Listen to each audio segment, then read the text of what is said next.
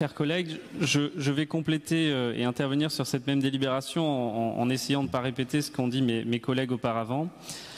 Le premier point, je pense, sur le sujet de la végétalisation, je rejoins ce qui a été dit auparavant, mais je pense qu'il y a un devoir d'honnêteté qui est très important vis-à-vis de nos concitoyens sur effectivement ce qu'est le rôle de la ville, l'action de la ville sur la plantation d'arbres par rapport à la plantation d'arbustes, pour les raisons qui ont été évoquées avant, mais parce que finalement, ce que l'on entend, et que vous entendez peut-être aussi, mais en tout cas, moi, ce retour, je l'ai de plusieurs oreilles, c'est que on ne voit pas que la ville a planté beaucoup d'arbres. Et la problématique que ça pose, c'est que du coup, face à la communication autour de plantations massives d'arbres, ça ne se voit pas et donc ça décrédibilise l'action publique. Alors je vous dis ça pour vous, mais pour nous, ensemble, parce que ce n'est pas le ressenti qu'ont les habitants, et pour cause, puisqu'en réalité, une grande partie de ces arbres sont des arbustes, et ça peut s'expliquer qu'on plante des arbustes, mais je pense que du coup, dans la communication, il faut être assez honnête sur la différence entre les deux, ce qui, à mon sens, n'est pas perceptible aujourd'hui dans la communication qui est faite sur les sujets des plantations.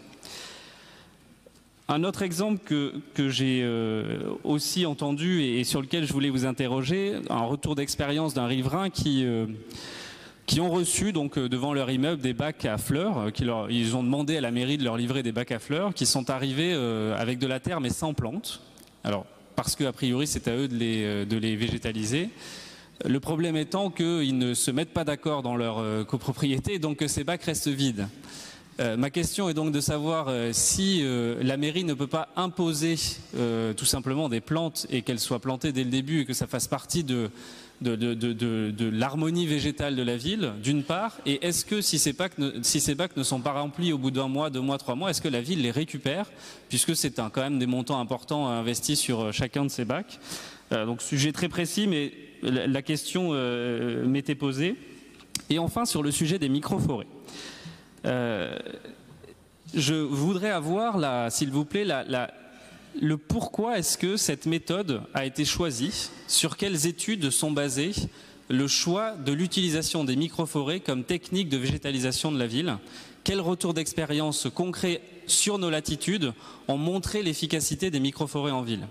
Je pose la question parce que il y a beaucoup d'études contradictoires aujourd'hui sur l'utilité des micro-forêts et leur réelle efficacité en ville, parce que ce qui marche au Japon ne marche pas forcément ailleurs, que ça dépend des essences qui sont plantées, que ça dépend de l'environnement dans lequel évoluent ces micro-forêts. Et donc, quel retour d'expérience avez-vous à date sur ces micro-forêts? Quel est leur devenir, s'il y en a un? Quelle mortalité vous constatez sur les plants qui sont effectivement plantés dans ces micro-forêts? Et donc, quelle est la réelle pertinence pour la résilience climatique de la ville, de l'utilisation de ces méthodes de végétalisation, de ces micro-forêts qui sont malheureusement parfois devenues des maxi-poubelles? Comment est-ce que vous allez traiter cette question-là qui, à mon sens, est un sujet important parce que derrière, ça pose la question, encore une fois, de la crédibilité de l'action publique sur la végétalisation, qui, je crois, est un enjeu et un objectif que nous partageons. Merci. Merci.